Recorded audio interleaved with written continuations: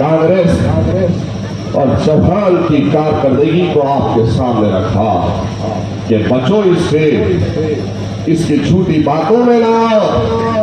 ये और इसका बाप दोनों संग परिवार के हैं। धोती खींच कर देखो, खाकी चट्टी नजर आएगी, लेकिन हमको उस वक्त बी टीम कहा गया। हमने जब भी चौहान और कांग्रेस की नाकिस कारकर्दगी को आपके सामने रखा तो कांग्रेस के गुलाम हर वक्त आकर आपके दरमियान में ये कह रहे थे ये लोग सिर्फ भड़काऊ भाषण देते हैं, ये लोग बीजेपी की बी टीम है। अरे अन्ना और अन्ना के साथ में घूमकर जयकार करने वालों, तुमको शर्म क्यों नहीं आती कि आज उसके साथ तुम कांग्रेस के लिए मांगते फिर रहे हो? वो अन्ना जिसका भाई आज बीजेपी के टिकट से लोकसभा का उम्मीदवार बना हुआ है, आज वो अन्ना मैदान में है। और ये कांग्रेस पार्टी का उम्मीदवार है जिसने रामगिरी, वो रामगिरी जिसने रसूलुल्लाह सल्लल्लाहु अलैहि वसल्लम की शान-ए-निशान पर गुस्ताखी की थी, तो 2 दिनों तक लाकर अपने पास उसको रखा था। अरे कौन सा अन्ना? वो कांग्रेस का अन्ना जो आज तुम्हारे सामने आकर मुसलमानों को सिखों की दुहाई दे रहा है और तुमसे कहता है कि तुम बीजेपी को वोट ना दो, तुम मुझे वोट दो। तो 2019 में तुमने उस अन्ना को वोट दिया था, तुम्हारे वोटों को लिया, जीत के आया, ऐवान असेंबली की रुकनियत को हासिल किया और उसके बाद एक मर्तबा नहीं 2 मर्तबा उस अन्ना ने किसको डाला? किसको वोट दिया? बीजेपी को वोट दिया। कांग्रेस के गुलामों तक क्या तुम्हें नजर नहीं आता कि विशालगढ़ पर यह अन्ना खामोश था? विशालगढ़ जो हमारे अल्लाह के घर को शहीद करने के लिए, जो एक दरगाह को शहीद करने के लिए कोलापुर पर एक रैली की शक्ल में गए थे, तो कांग्रेस का सांसद, उसका बेटा उस रैली को लीड कर रहा था। तो ये कांग्रेस का अन्ना उसके खिलाफ में आवाज नहीं उठा पाया। वो अन्ना जिसको कलेक्टर ऑफिस पे बैठकर वो नौजवानों ने आवाज दी कि आओ रामगिरी के खिलाफ में तायद और हिमायत करो, तो कहता है कि मेरा समाज नाराज हो जाएगा। तो गौर करो मेरे प्यारे मुसलमानों, ये आपस में सब एक है, ये आपस में सब एक है। ये लोग तुमसे सिर्फ तुम्हारा वोट मांगते हैं। मछली मार्केट के, बकरा मार्केट के, ये इतवारा, मनियार गली, बैल मार्केट, यहाँ के तमाम भाइयों से मैं कहता हूँ ईमानदारी से बताओ कि पिछले 5 साल में 2019 से लेकर 2024 जब इलेक्शन में जीता था, तब से लेकर आज तक क्या अन्ना तुम्हारे दरमियान में आया? क्या तुम्हारे दरमियान में आया?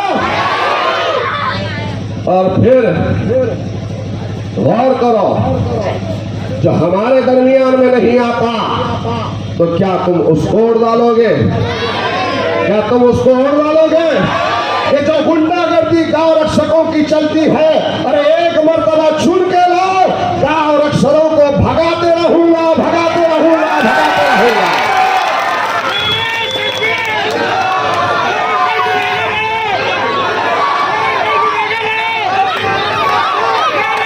बकरा मार्केट बना के नहीं देते, बैल मार्केट बना के नहीं देते, चिकन का मार्केट बना के नहीं देते, केला मार्केट बना के नहीं देते, भिखारियों की तरह वोट मांगने के लिए आते हैं। तो क्या हम आजाद हैं? और फिर अन्ना जो निकला है मार्केट में, सुबह निकला तो एक ही जुमला है, दोपहर हुई तो एक ही जुमला है, शाम हुई तो एक ही जुमला है। मोइन का क्या चल रहा है, मोइन का क्या चल रहा है, ईमान का क्या चल रहा है? ये खौफ है मजलिस के जलसों का, ये खौफ है तुम्हारे इत्तेहाद का, ये खौफ है तुम्हारी ताईद और हिमायत का।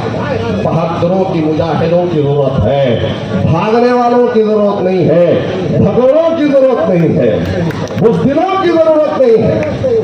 क्या हुआ था, एक शख्स अपने आप को 12वीं तक पढ़ा है लेकिन बहुत पढ़ा लिखा कह रहा है। हर गया मैं पढ़ा लिखा हूं, तो पढ़ा लिखा है तो क्या करना, सर पे बिठा के घूमना। मैं 15 दिन से काम कर रहा था, मैं 20 दिन से काम कर रहा था, मोइन साहब अचानक आ गए। अरे 15-20 दिन ज्यादा होते हैं और 15-20 साल ज्यादा होते हैं। और फिर मुसलमानों के दरमियान में आकर मुसलमानों को एहसास कमतरी में डालने के लिए क्या कह रहा है कि 60,000 है, 63,000 है, 62,000 है, उनके इतने हैं, इन्हों दे देंगे, हम मिल जाएंगे तो ऐसा हो जाएगा। अरे काबिल गफलत से बेदार हो जा।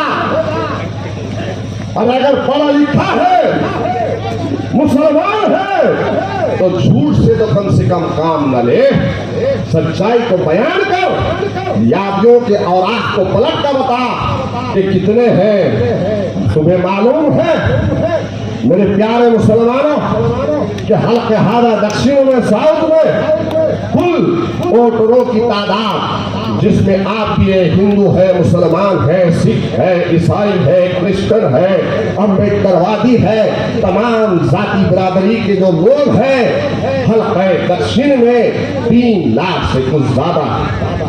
और उन 3 लाख से कुछ ज्यादा में कलमा ला इलाहा इल्लल्लाह मोहम्मद रसूलुल्लाह वाले, जहां पर आप वोट है, जहां पर आपका वोट है, जहां के आप वोटर है, 1 लाख से करीब आपकी तादाद। यह है आपके वोटों का तनासुब। लेकिन झूठ से काम लिया जा रहा है ताकि आप डर जाएं, खायफ हो जाएं, एहसास कमतरी में मुब्तला हो जाए। और फिर बड़ी बड़ी बातें कर रहे हैं। अरे कम से कम जिस पार्टी से तू ठहरा है उस पार्टी के सदर ने पिछले 1 साल में कई मर्तबा उलमाए किराम के बारे में बदज़बानी की।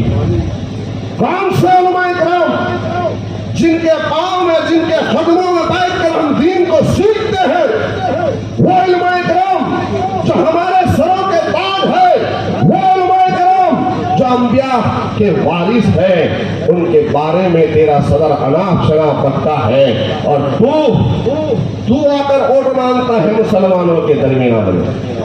अरे बाद में कोई नाम लगा, लेकिन गौर से पूछो किसी से कि पहले क्या कहते थे। पहले कॉमरेड कहते थे। क्या कहते थे? तो पहले कॉमरेड नहीं कहते थे। कॉमरेड किसे कहते हैं? कम्युनिस्ट को कहते हैं कॉमरेड। कौन होता है? कौन होता है? नास्तिक होता है। और अल्हम्दुलिल्लाह तुम्हारे सामने मैं ठहरा हूं। एक जमात करने वालों की जमात है जो रोज़े अव्वल से मुसलमानों के लिए लड़ती है। तुम सब देखते हो कि जब कभी भी तुम्हारे खिलाफ में कोई कानून शरण में बनता है तो वहां पर ठहर के कोई और लीडर नहीं बोलता, बल्कि तुम्हारा हमारा हाथ और हाथ व्यवस्था से क्यों नहीं। अपनों में गैरों में फर्क को समझो, इस हकीकत को समझो कि हम आपके अपने, आपकी तकलीफ का एहसास हमारे दिलों में, आपके दर्द को ऐवानों में बयान करते हैं। मेरे भाई यहाँ पर रास्तों पर तो बहुत देखा तुमने, मुझे रास्ते पर तो बहुत देखा, सैकड़ों आने दो, हजारों आने दो, कभी सैयद मोइन ने पीठ नहीं दिखाई है। आगे बढ़ा हो, एक मौका दो, खुदा की कसम तुम्हें शर्मसार नहीं होने दूंगा, तुम्हारे सरों को झुकने नहीं दूंगा।